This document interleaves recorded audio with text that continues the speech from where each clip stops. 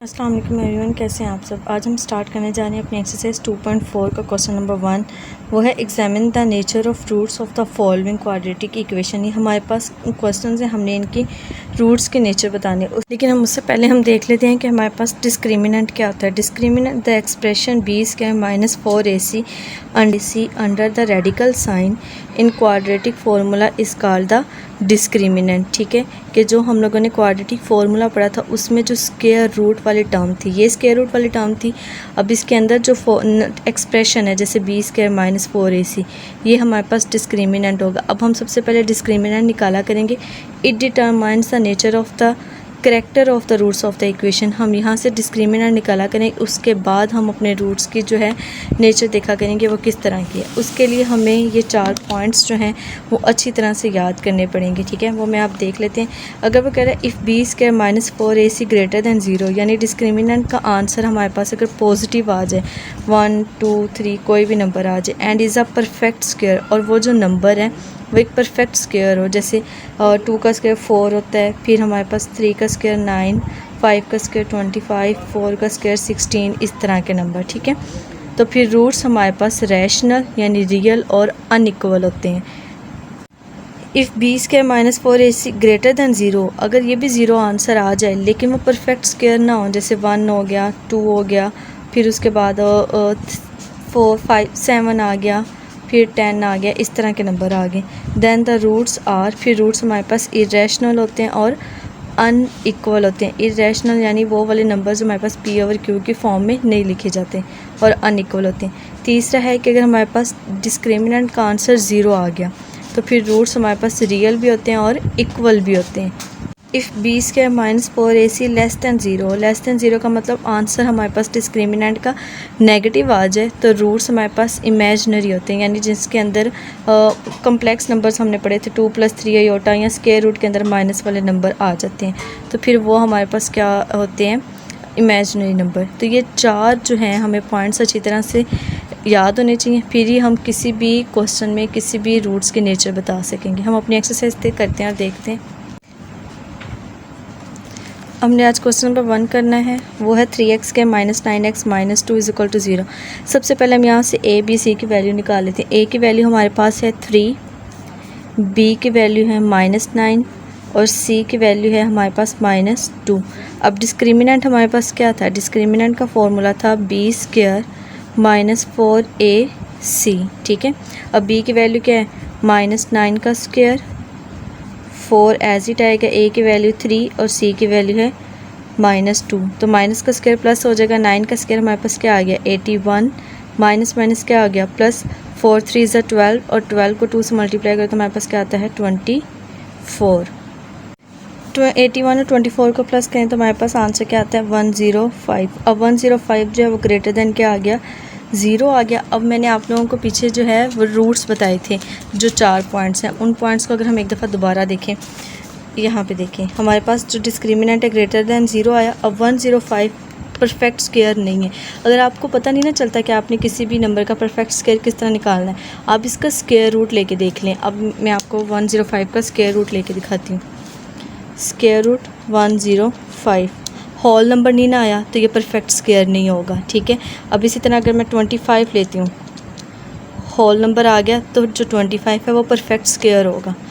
ठीक है, तो ये आ गया परफेक्ट स्क्वायर नहीं है, तो देखें is not perfect square, then the roots are irrational and unequal. तो हम लिख लेते हैं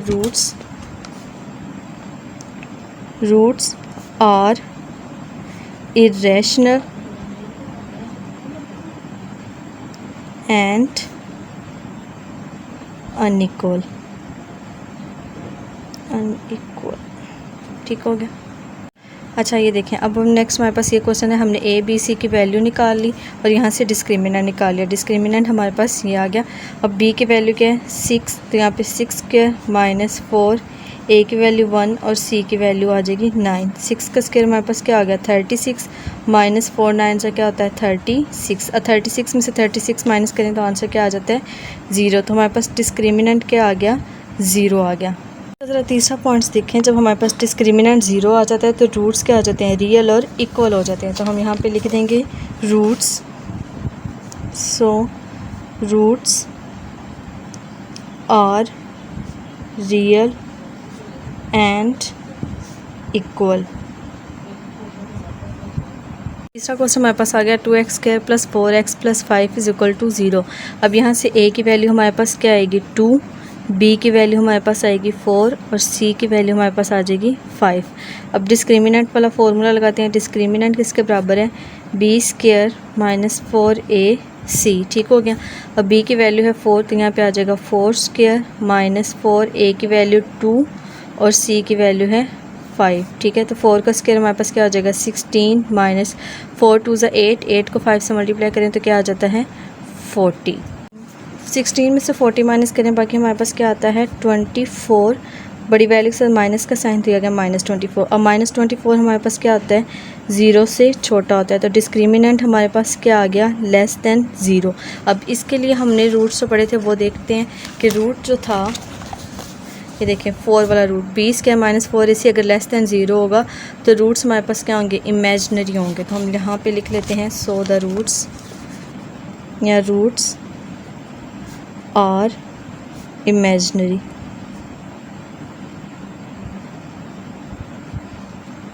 फोर वाला पार्ट वो है 7x² - 6x - 1 = 0।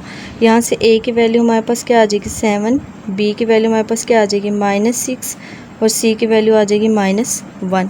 अब डिस्क्रिमिनेंट वाला फॉर्मूला लगाते हैं। Discriminant = b² - 4ac। b की वैल्यू हमारे पास क्या है -6 होल स्क्वायर -4 एज इट आ जाएगा। a की वैल्यू 7 और c की वैल्यू -1। माइनस का स्क्वायर क्या हो गया +6 का स्क्वायर हो गया 36 माइनस ये हमारे पास क्या हो जाएगा प्लस हो जाएगा। तो 4 को 7 से मल्टीप्लाई करें हमारे पास आता है 28। जब 36 और 28 को प्लस करें तो हमारे पास आंसर आता है 64। अब देखें अब 64 जो है वो हमारे पास परफेक्ट स्क्वायर बन रहा है। वो किसका बन रहा है आपको नहीं पता चला तो आप सेम कैलकुलेटर लो 68 करो स्क्वायर रूट के अंदर 64 तो हमारे पास क्या आ रहा है 8 आ रहा है, यानी 8 का स्क्वायर आ गया। ठीक है, एक तो डिस्क्रिमिनेंट जो है वो हमारे पास क्या हो गया <0 और दूसरा हमारे पास परफेक्ट स्क्वायर आ गया। अब इस केस में हमारे पास जो फर्स्ट वाला था रूट फर्स्ट कंडीशन वो क्या थी कि परफेक्ट स्क्वायर हो तो रूट्स क्या होते हैं रैशनल और अनइक्वल होते हैं। तो हम यहाँ पे लिख लेते हैं roots are rational and unequal. आगे हमारे पास 5 वाला पार्ट वो है 5x² - 2x + 10 = 0। यहाँ से a की वैल्यू हमारे पास क्या आ जाएगी 5, b की वैल्यू आ जाएगी -2, c की वैल्यू आ जाएगी 10। ठीक हो गया। अब हमने क्या करना है डिस्क्रिमिनेंट वाला फॉर्मूला लगाना है। Discriminant = b² - 4ac। b की वैल्यू -2 का स्क्वायर -4 एज इट a की वैल्यू 5 और c की वैल्यू है 10। इसका स्क्वायर प्लस हो गया 2 का स्क्वायर आ गया 4 -4 5 ज़ा 20 20 को 10 से मल्टीप्लाई करो तो ये आ गया 200 में से 4 माइनस कर दें बाकी 196 आता है माइनस। ठीक हो गया, बड़ी वैल्यू का माइनस का साइन है। अब देखिए हमारे पास डिस्क्रिमिनेंट की वैल्यू आ गई -196 विच इज़ <0। ठीक है, तो अब ये हमारे पास क्या आ गया 0 से < आ गया। जब 0 से रूट्स आ जाते हैं तो रूट्स हमारे पास क्या हो जाता है डिस्क्रिमिनेंट 0 से आ जाए तो रूट्स इमेजिनरी हो जाते हैं। तो हम यहाँ पे लिखते हैं रूट्स और इमेजिनरी। यहाँ से हमारे पास a की वैल्यू क्या आ रही है 1, b की वैल्यू आ जाएगी -8 और c की वैल्यू आ जाएगी 16। डिस्क्रिमिनेंट वाला फॉर्मूला लगाएंगे b² - 4ac। ठीक हो गया, b की वैल्यू -8 का स्क्वायर -4 a की वैल्यू 1 c की वैल्यू हमारे पास आ गई 16। माइनस का स्क्वायर प्लस माइनस का स्क्वायर प्लस हो गया और 8 का स्क्वायर हमारे पास आ जाएगा 64 -4 को 16 से मल्टीप्लाई 64। ये दोनों हमारे पास क्या हो जाएंगे कट जाएंगे तो आंसर हमारे पास क्या आ गया 0। तो डिस्क्रिमिनेंट क्या हो गया 0।